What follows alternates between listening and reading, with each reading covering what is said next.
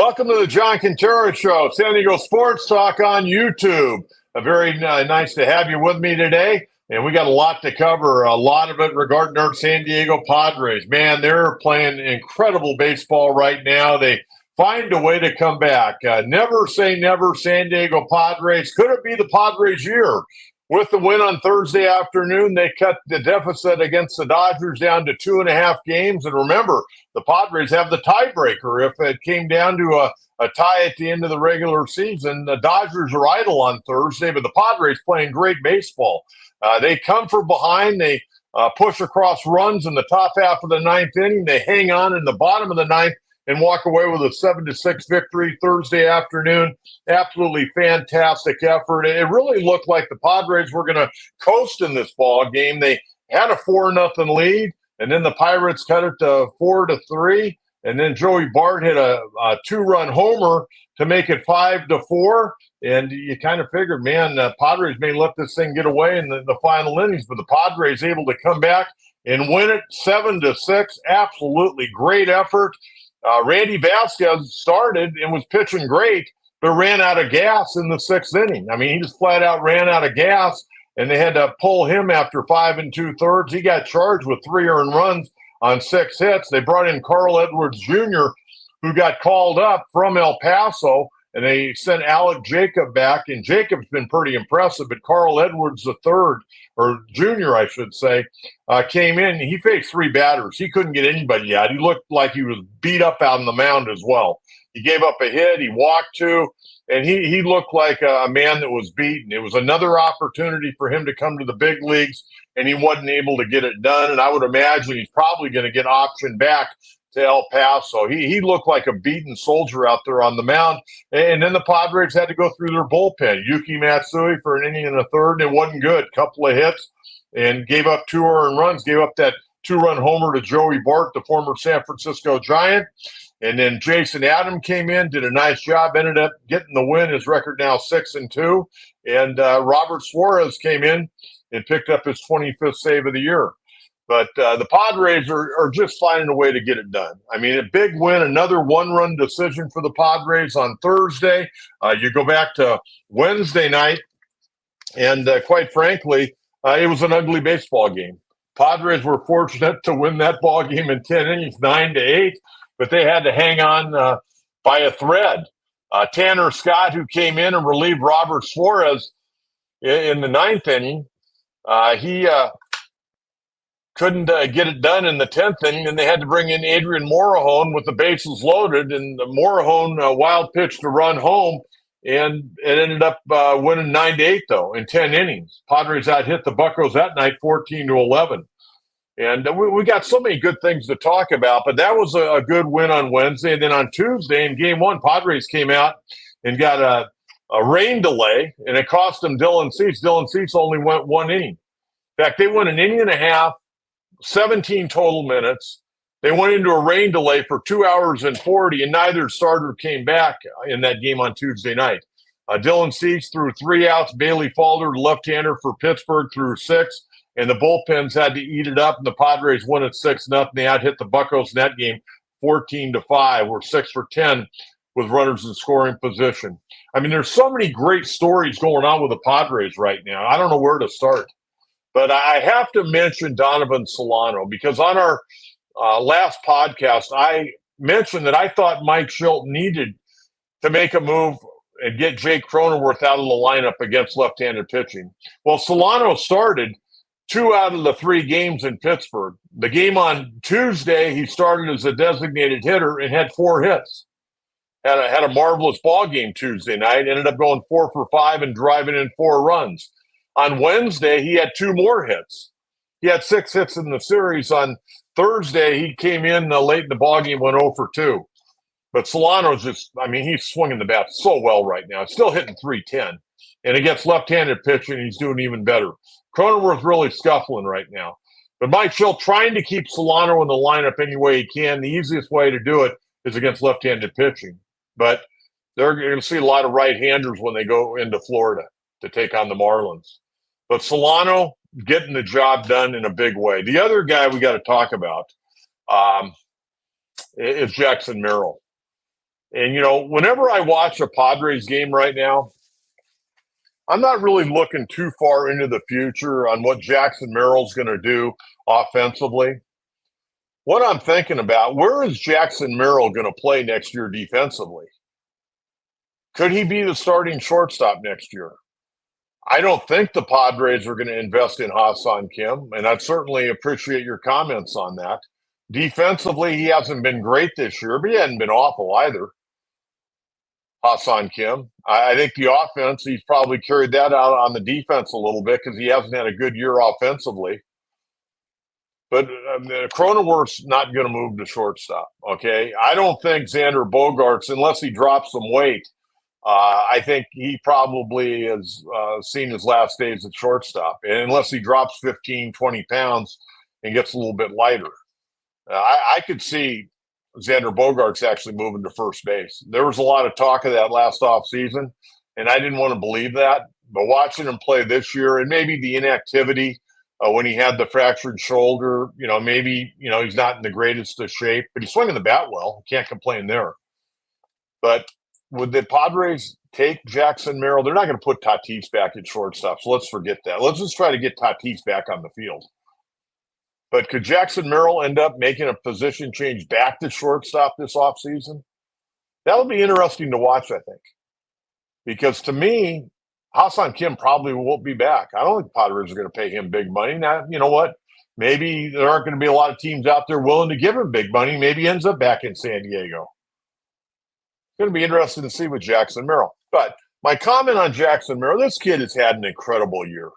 I mean, he's hitting 289 right now. He's got 15 home runs, driving in runs right and left. Right now, he's got 59 RBIs, 11 stolen bases, doing an incredible job of 789 OPS. And I know we all in our hearts want him to be the National League Rookie of the Year. I don't think it's going to happen. I think Paul Skeens, a big right-hander for the Pirates, he's got 6 wins right now, got an ERA of under 2. Been dominant, been the talk of baseball, started the All-Star game. And remember, he started the year in the minors.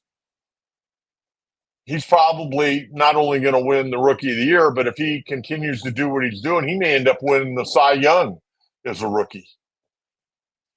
I really would buy into a lot of people think. Because you go back a few years. Remember Cronenworth had that great rookie year? Everybody thought, oh, man, he's going to win the Rookie of the Year. And they gave it to Devin Williams from Milwaukee, who pitched like 27 innings that year. Yeah, 27 innings, he won the Rookie of the Year. Now, Paul Skeens has done a lot more damage than Devin Williams.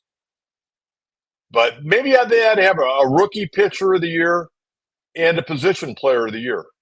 Because our position guy in San Diego has been unbelievable. And you know what? I'm going to tell you right now, and I don't know how the voting goes, but it wouldn't surprise me if this kid, Jackson Merrill, is one of the 3 finalists for the Gold Glove in center field. I mean, start thinking about Gold Glove winners in the league in the past that are playing center field right now. There aren't many of them. And this kid's played great. He made the All-Star team. And I'm all for Jackson Merrill being the Rookie of the Year, but I think Paul Skeens will probably end up getting it. And he's been unbelievable, too. I mean, for what he's done, he come in and throwing 100 miles an hour, just dominating opponents. And he was that good that they let him start the All-Star game for the National League. That doesn't happen too often.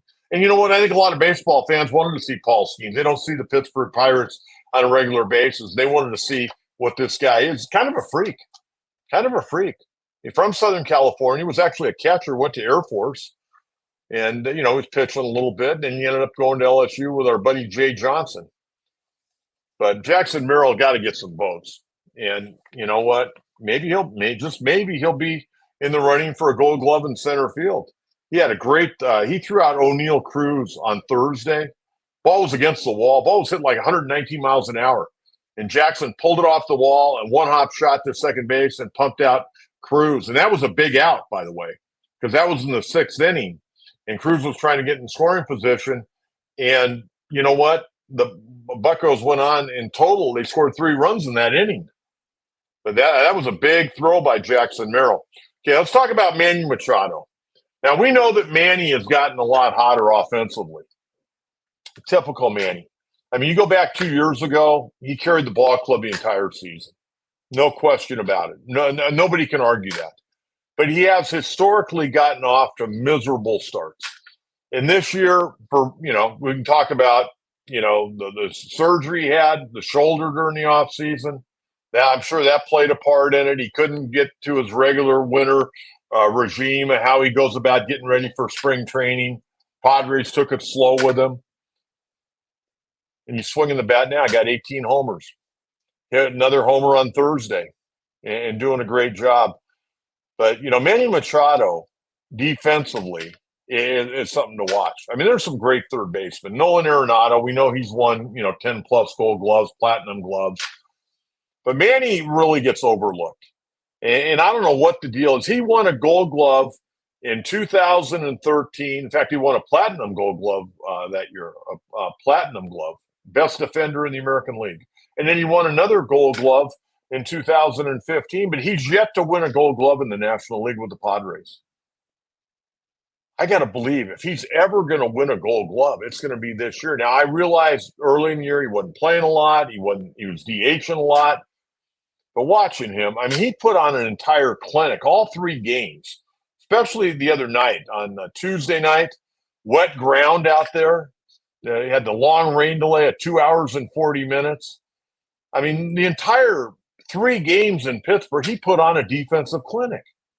But is anybody paying attention? Now, I know Manny was not liked by a lot of people on the East Coast. He was a young kid coming up at 19, young and brash. I know the Boston writers didn't like him because of they think that, and a lot of people thought that he kind of ended the career of Dustin Pedroia by going into second base and taking him out and blowing out Pedroia's knee. But you know what? That was a long time ago. And he was a good baseball player trying to take the guy out before these new soft rules came into place. And Manny's trying to break up a double play. You know what? That's the way it goes. That's baseball. But a lot of people have held a lot of grudges against Manny Machado. And at the end of the day, you've got to, whether you like him or not, you have to be able to cut down the middle.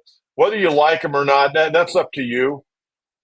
But you've got to give the man credit what he's doing in his job. And his performance in his job defensively is unbelievable. He's as good as it gets. I mean, I saw Brooks Robinson play. I saw Mike Schmidt play. Yeah, I saw Brooks Robinson. I was a young boy. I saw him play at Anaheim Stadium. And we know what Brooks Robinson was all about. We know what Mike Schmidt was all about. Craig Nettles, not in the Hall of Fame, but a great defensive third baseman in all the years he played in the big leagues, a San Diego boy. But Manny's right there with anybody. And the other thing with Manny's got this incredible throwing arm. And not only that, he can throw from different angles. I don't know, for me, and I watch a lot of baseball. I probably watch a lot more baseball than the average baseball fan.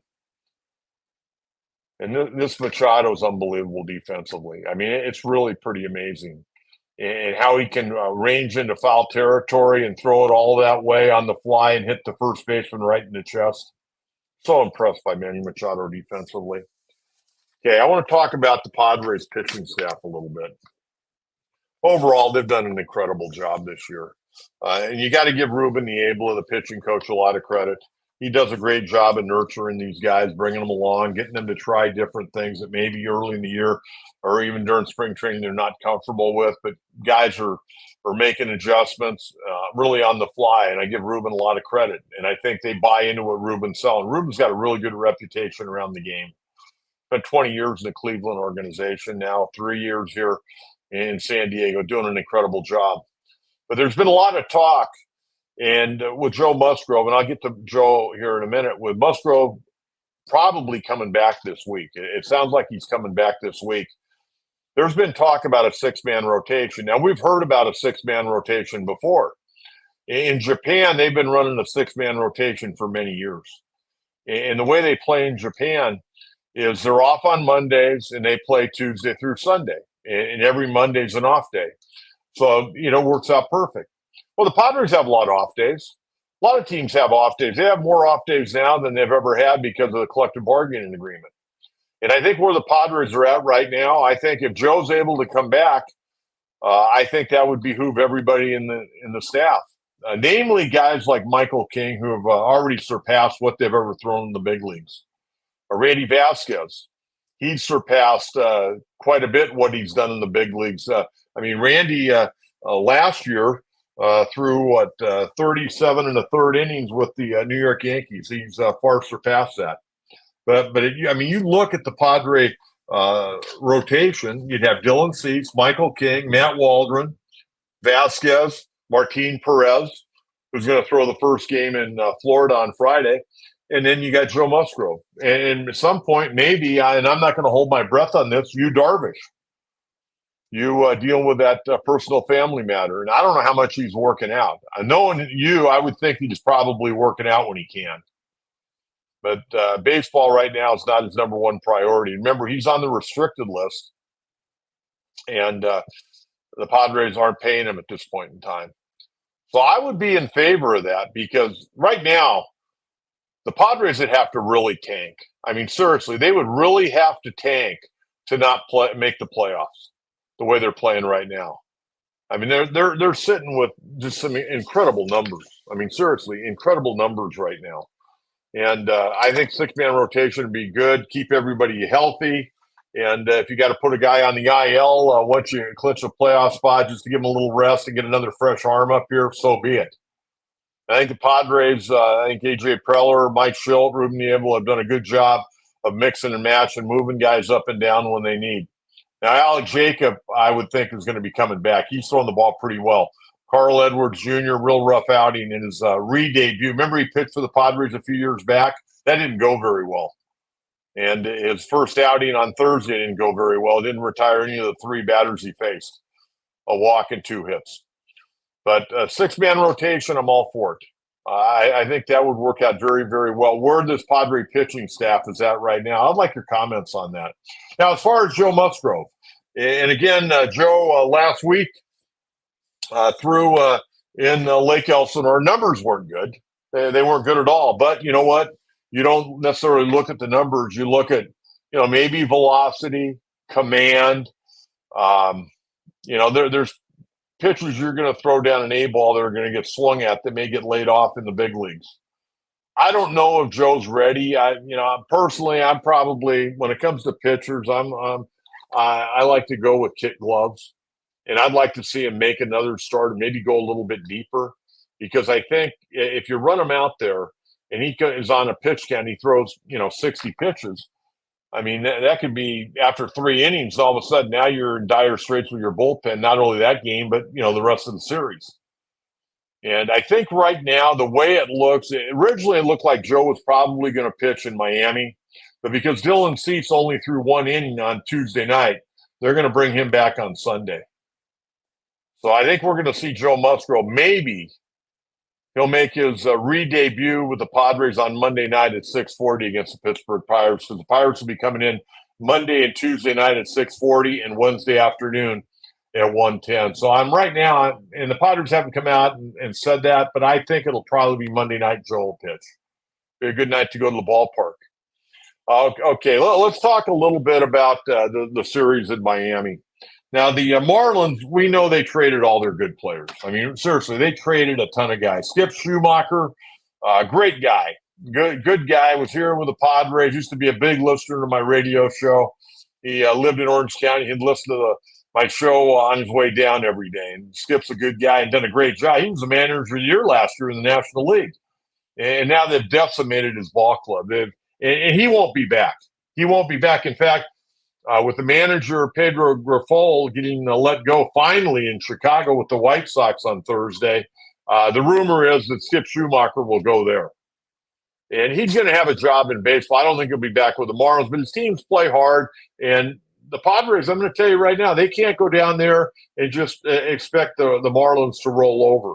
Marlins are playing Thursday night against the Reds, but they've got a dismal record. Seriously, they've had such a tough year. Going into Thursday, they're 43-72, and again playing a home game Thursday night against the Cincinnati Reds. But the way the pitching looks now, it looks like Friday night at Lone Depot Park, 4:10 first pitch. It'll be left-hander Martin Perez 2-5 and a 5.20. Great first start against Colorado in his Padre debut. 6 innings, 3 hits, 1 run, 7 strikeouts. He looked great. And he'll go against a right-hander, pretty good guy. Had some injuries this year. His numbers are not good. Right-hander Edward Cabrera, 2-3 and a 5.96. But Cabrera's got a pretty good arm.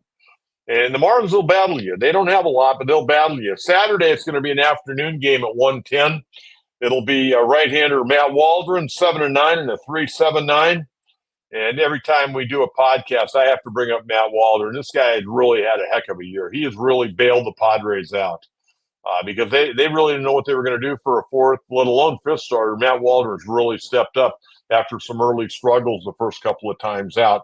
And he will go against right-hander Roderick Munoz, 2-6 and a 5.68. And then the final game of the road trip, Sunday at 10:40 will be first pitch. It'll be Dylan Cease, 11-8 and a 3.40, going against right-hander Max Meyer, 2-2 in a 5.10 ERA. And then again, remember, Padres will be back home on Monday night. 3-game set against the Pittsburgh Pirates. And then they'll be off on August 15th, the Thursday. And then they go in on the 16th, 17th, and 18th to Coors Field to take on the Colorado Rockies. Okay, I've got some notes I want to share with you regarding San Diego sports. And a lot of things going on right now. But one of the things I wanted to bring up, and I wanted to congratulate Point Loma Nazarene's women's soccer program. They won the national championship last year in Division II. And just a couple of weeks ago, they were afforded the opportunity to go to the White House and spend several hours at the White House. And the president and vice president honored them. And so that's really cool. But they came out with the rankings, the preseason rankings for Point Loma Nazarene women's soccer. They're preseason #1 in Division II in the entire country, which is really cool. So congratulations to Point Loma Nazarene. They're doing a lot of great things out there athletically. And the other couple of things I wanted to mention, this Saturday down at Snapdragon Stadium, Aztecs, Sean Lewis, the new head coach, they're going to have a scrimmage. It's going to be fan fest for you Aztec fans. I'm looking forward to their first game. August 31st, 5 o'clock against Texas A&M Commerce. I don't know what to expect. I don't think Coach Lewis knows what to expect. I know they're working hard, but you have an opportunity. It'll be kind of fun. You go down there on Saturday. Parking lot's going to open at 3 o'clock. The gates are going to open at 4. Kickoff will be at 5 o'clock. Any information you need, just go to goaztecs.com. You can go online. All the tickets are free. They're not going to charge. I think parking's going to be $10. That's nothing to go out there. They're going to sign autographs. The players will interact with you fans. So if you want to get up close and personal with Coach Lewis's ball club, head out to Snapdragon. But again, go online at goaztecs.com. They'll give you even more information. But I do know the parking lot opens at 3 o'clock. Gates open at 4. Kickoffs at 5 o'clock. And I'm looking forward to that first game. Love going to Snapdragon Stadium. Okay, the other thing that I wanted to mention, and this is a non-sports note. A lot of you know what I'm talking about here. Perry's Cafe, right there on Pacific Coast Highway. Went there many a time, back in the 90s especially, when I was working at the old 690, Extra Sports 690 with Chet Forty, Steve Hartman. Our building was right across the street from the California Highway Patrol, and just south, down the street, was Perry's Cafe. And I'm very saddened, number one, that I didn't get there. I was planning on getting there before August 15th. It's supposed to close a week from Thursday on the 15th, but they closed it on August 5th. On Monday was the last day. But back in the early 90s, I'm talking 93, 94, 95, and until Chet passed away in 1996, every Friday morning, Chet Forty, Steve Hartman, and yours truly, every Friday morning, it was a tradition. Us three would go down to Perry's Cafe and have breakfast. And we had so much fun. And I can remember Chet used to order burnt bacon. He wanted a double order of burnt bacon and he'd get, eggs and all that and hash browns, and I'd get an omelet, and Hartman would get an omelet. And I'll never forget. I mean, the stories that were told at that breakfast table every Friday morning were hilarious. And there are things that I'll never forget. Chet Forty was a big fan of mine. I was a big fan of his. Steve Hartman and I have been great friends forever and ever and ever.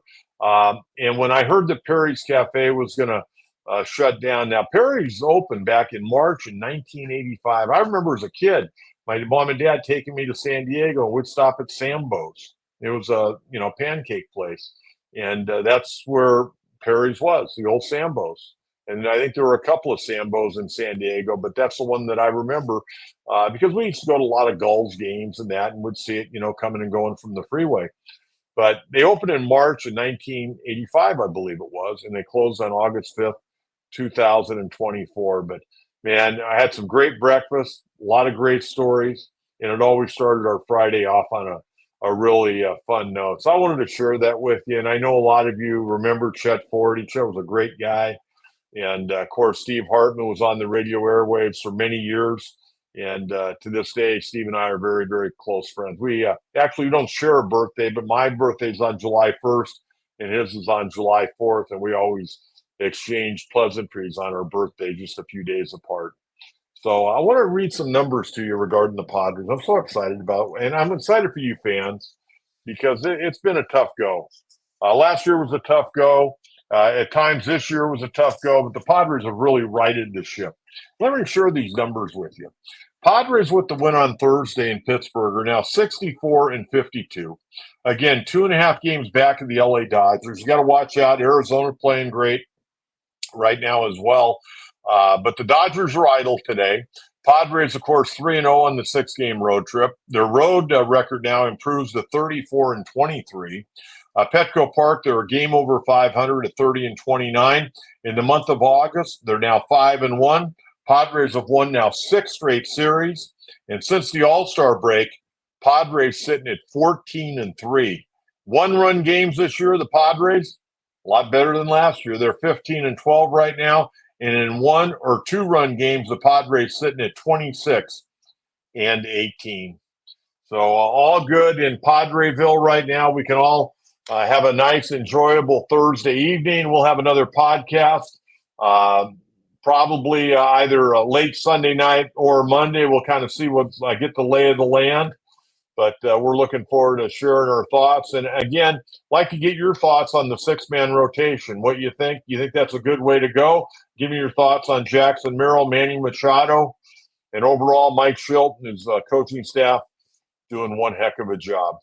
So the Padres take 3 games from the Pittsburgh Pirates, and man, that hurt the Pirates' wild card chances. They've now dropped to 2 games under 500, and they're playing from behind the 8 ball. Padres now 12 games, a season high, over 500. 12 games, fantastic baseball. They're having a very happy flight tonight down to Miami.